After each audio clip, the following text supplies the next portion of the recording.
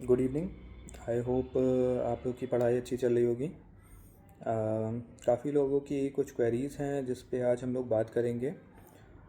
पढ़ाई सबकी अच्छी चल रही होगी, बट रिवीजन कैसे करें, इस चीज़ को लेके काफ़ी लोग कंफ्यूज हैं कि टाइम कम है, हमको रिवीजन करना है।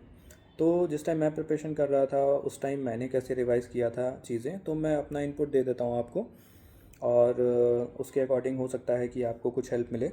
बट ये चीज़ याद रखिएगा कि कभी भी रिवीजन प्लान जो होता है वो पर्सनलाइज होता है। किसी पर्सन का आप रिवीजन प्लान कॉपी नहीं कर सकते। वो आपको अपने अकॉर्डिंग, अपने नीड्स के अकॉर्डिंग उसको आपको मॉडिफाई करना पड़ेगा, चेंज करना पड़ेगा। पहली चीज़ तो आपको क्या नोट करनी है, दैट इज़ क्या क्या सब्जेक्ट्स हैं हमारे पास। दैट इज़ होम्योपैथिक सब्जेक्ट अगर हम देखेंगे तो हमारे पास मटीरिया मेडिका है, ऑर्गन है, रिपर्टरी है, फार्मेसी है। एंड अलाइड में हम आते हैं तो that is anatomy, physiology, pathology. FMT है हमारे पास, गायनी ऑप्स है, सर्जरी है, पीएसएम है, एंड पीएम है। तो पहली चीज़ आप ये नोट करिए कि अगर हम 3 मंथ का शेड्यूल बनाते हैं, जैसे मैंने अपना 2 मंथ का शायद बनाया था, तो अगर आप आज से 3 मंथ का शेड्यूल अपना बनाते हैं तो पहली चीज़ तो आपको ये फोकस करना है कि शेड्यूल जो बनेगा वो कैसे बनेगा। पहली चीज़ आपको नोट डाउन करनी है कि सबसे पहले आप अगर शेड्यूल बनाते हैं तो शेड्यूल को हमेशा या तो मॉर्निंग, नून और इवनिंग के शेड्यूल में आप रखिए। ये मैं इसलिए कह रहा हूँ क्योंकि अगर आप मॉर्निंग में कोई चीज़ रखते हैं तो आप जानते हैं कि आपका माइंड उस टाइम फ्रेश रहता है। तो जितने भी टफ़ सब्जेक्ट्स हैं जो आपको टफ़ लगते हो सकता है कि कुछ सब्जेक्ट्स मुझे टफ़ लगते हों और वो आपके लिए इजी हों, और कुछ आपको टफ़ लगते हों मेरे लिए इजी हों। तो वो अपने अकॉर्डिंग आपको देखना है। जैसे मैं अगर रखना चाहूँगा तो मैं पीएम मॉर्निंग में रखना चाहूँगा। उसके बाद अगर मैं इवनिंग में रखना चाहूँगा तो मैं कोई होम्योपैथिक सब्जेक्ट रखना चाहूँगा, या बीच में अगर कोई सब्जेक्ट रखना चाहूँगा तो मैं अपने अकॉर्डिंग रखूँगा। तो पहली चीज़ तो ये याद रखिए कि अपना शेड्यूल आप मॉर्निंग, नून और इवनिंग के हिसाब से सेट करिए। पहले में आप कोई ऐसा सब्जेक्ट रखिए जो टफ़ हो। नेक्स्ट जो सब्जेक्ट आप रखेंगे वो थोड़ा सा आप इजी रखिए। और थर्ड जो इवनिंग में आप सब्जेक्ट रखते हैं वो अपने अकॉर्डिंग आप उसको रख सकते हैं। कोई भी सब्जेक्ट आप अपने अकॉर्डिंगली डाल सकते हैं। लास्ट में आते आते रात में इतनी हालत नहीं होती कि आप नया कंटेंट देखो या नई कोई चीज़ ग्रैब्स करो।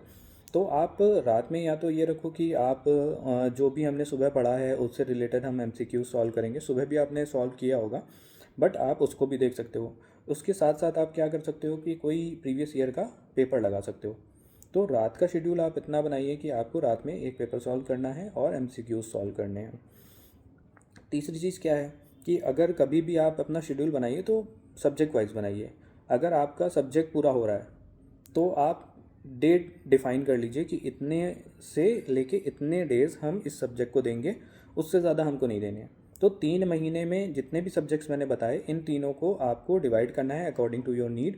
हो सकता है कि एनाटमी में आपको 10 दिन लगता हो सकता है मुझे 8 लगे, किसी और को 15 लगे। तो आप उस रिस्पेक्ट में, जिस रिस्पेक्ट में आपकी प्रिपरेशन है, उस अकॉर्डिंग आप उस सब्जेक्ट को डेज डिवाइड करिए।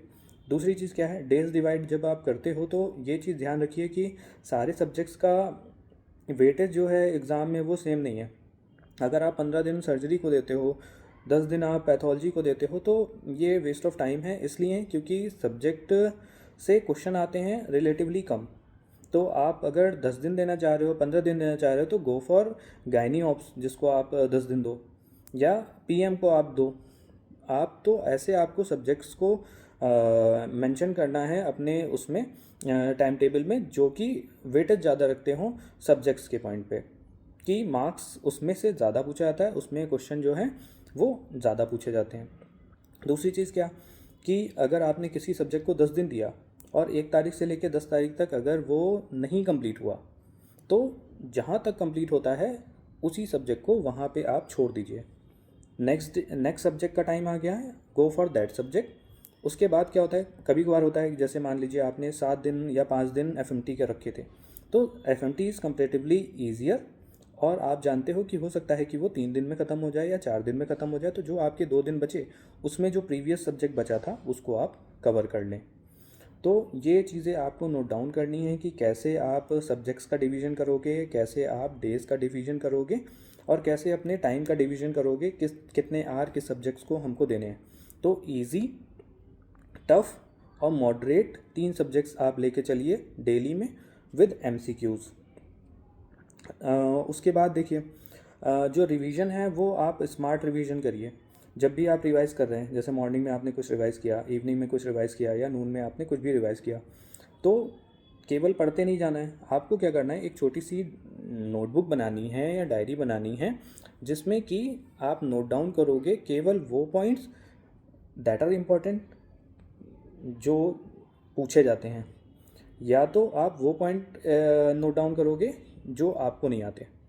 तो ऐसी एक 3 मंथ्स के बाद आपके पास एक रफ बुकलेट होगी, जिसमें आपके वीक पॉइंट होंगे जो आपको नहीं आते, जो आपने रिवाइज़ नहीं किए होंगे, या जो आपको भूलते होंगे, वो पॉइंट्स होंगे, या ऐसे पॉइंट्स होंगे जो गोल्डन पॉइंट्स होंगे, जो आपको मिस नहीं करने हैं, एग्ज़ाम में बार बार पूछे गए हैं, फ्रीक्वेंटली आते हैं।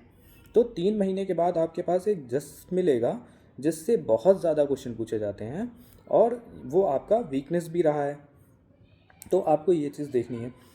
एक चीज़ बहुत ज़्यादा इंपॉर्टेंट है, that is motivation and demotivation. जब भी आप प्रिपरेशन करते हो तो आपको लगता है कि होगा सिलेक्शन, नहीं होगा, डिसहार्टेड हो जाते हो आप अपने स्कोर्स को लेके या अपने सिलेक्शंस को लेके। तो 2 तरह से आप इन सब चीज़ों से बच सकते हो। आपकी सराउंडिंग ही इसमें रोल प्ले करती है। तो पहली चीज़ तो क्या है कि हो सकता है कि सपोर्टिव लोग हों आपके सर्किल में, हो सकता है कि इतने सपोर्टिव ना हों। तो मोटिवेट करने से ज़्यादा डीमोटिवेट करने वाले लोग आपको मिलते हैं। और मोटिवेशन और डीमोटिवेशन भी 2 तरह का है। डीमोटिवेशन भी एक ऐसा डीमोटिवेशन है, आपको समझ में नहीं आएगा कि दे आर डीमोटिवेटिंग यू। पहला क्या डीमोटिवेशन है कि दे विल टेल यू कि हमने ये कर लिया, हमने वो पूरा कर लिया, मेरा इतना ज़्यादा हो गया, मेरा उतना ज़्यादा हो गया, और आप फिर पैनिक करते हो, आप में एंग्जाइटी होती है कि इसका इतना ज़्यादा सिलेबस कंप्लीट हो गया है और हमारा नहीं हुआ है। तो this is the one way that person is demotivating you, और आपको इससे लॉस होगा। इससे बचने का क्या तरीका है कि आपकी बुद्धि उतनी तेज़ नहीं है या आपकी कैपेसिटी उतनी ज़्यादा नहीं है, तो अपनी कैपेसिटी देखिए, आपसे जितना हो पाता है आप उतना ही करिए। Don't go for the new topics. उसने जानबूझ के अपने माइंड में ये डाला हुआ है कि ये हो गया, ये हो गया, ये हो गया, ताकि आप अपना टाइम वेस्ट कर सको उन अननेसेसरी टॉपिक्स के लिए। तो ऐसे लोगों से बचना है जो अननेसेसरी टॉपिक आपके दिमाग में डालते हैं, जिन टॉपिक से कुछ क्वेश्चन पूछा नहीं जाता, या वो बताते हैं कि हमने इतना कर लिया, उतना कर लिया। आप अपने पेस से चलिए, जो आपका पेस है। दूसरे डीमोटिवेटर जो होते हैं वो ये होते हैं कि दिन भर रोएंगे गाएंगे आपके सामने कि मैंने कुछ नहीं पढ़ा, मैंने कुछ नहीं पढ़ा, मैंने कुछ नहीं पढ़ा, but secretly they are doing that. But आपको वो शो करते हैं कि हम कुछ नहीं पढ़ रहे हैं, और आप रिलैक्स हो जाते हो कि अरे इसने तो कुछ नहीं पढ़ा and I am doing better than him. तो इन दोनों लोगों से आपको बचना है, नई चीज़ों से आपको बचना है। जितना भी आपके पास प्रीवियस नॉलेज है, जितना भी आपने अभी पढ़ लिया, उसके ऊपर ही हमको जाना है, हमको नई चीज़ों के ऊपर नहीं जाना है। आपको हेड नेक एंड ब्रेन नहीं समझ में आ रहा है, आपको नर्वस सिस्टम नहीं समझ में आ रहा है, go for the easy topic. उसमें कुछ ईजी टॉपिक्स होंगे, कुछ ऐसे टॉपिक्स होंगे जो बार बार पूछे गए हैं, उनके ऊपर फोकस करिए। पूरा पढ़ने की ज़रूरत नहीं है, आप उन टॉपिक्स को छोड़ सकते हैं। तो आप ये ध्यान में रखिए कि आपको क्या करना है, किन टॉपिक्स पे ध्यान देना है, किन टॉपिक्स पे नहीं ध्यान देना है। कुछ सेक्शन अगर आपका छूट भी रहा है तो आप उसको छोड़ सकते हो। ऐसा नहीं है कि 100% आपने पढ़ा होगा तभी आपका सिलेक्शन होगा, ज़रूरी नहीं है। बट 100% जितना पढ़ा है उतना रिवीजन होना चाहिए, फ्रीक्वेंटली रिवाइज होना चाहिए आपका। तो आप क्या करिए, प्लान करिए अपनी चीज़ों को, वेटेज दीजिए सब्जेक्ट्स को अकॉर्डिंग टू योर नीड। आपको जितना लगता हो उस सब्जेक्ट्स का नीड है, उस सब्जेक्ट को उतने डेज़ आपको देने हैं, तो that will depend on your preparation. आपका डेज़ होगा। हो सकता है आपके फ्रेंड्स के डेज़ डिफ़र करें आपके डेज़ पे, तो आप जो भी बनाओगे वो अपने अकॉर्डिंग, अपनी नीड के अकॉर्डिंग बनाओगे। Go for the MCQ। अभी कोई क्वेश्चन ऐसे लगते हैं कि जिनमें कन्फ्यूजन है, लीव देम, मत अपना टाइम वेस्ट करिए, वो नहीं आएंगे। कंट्रोवर्शियल क्वेश्चन पे टाइम वेस्ट करने की ज़रूरत नहीं है। Go for the easy question, go for the frequently asked questions. वही आपको नंबर दिलाते हैं, वही आपका सिलेक्शन कराते हैं। बाकी आपको अगर कोई क्वेरी हो, कोई चीज़ अगर ना समझ में आती हो, तो आप पूछ सकते हो। बाकी ये है कि फ्रीक्वेंटली आप चीज़ों को जितना फ्रीक्वेंटली रिवाइज़ कर सकते हो उतना फ्रीक्वेंटली रिवाइज़ करिए और होपफुली सिलेक्शन आपका होगा। Thank you.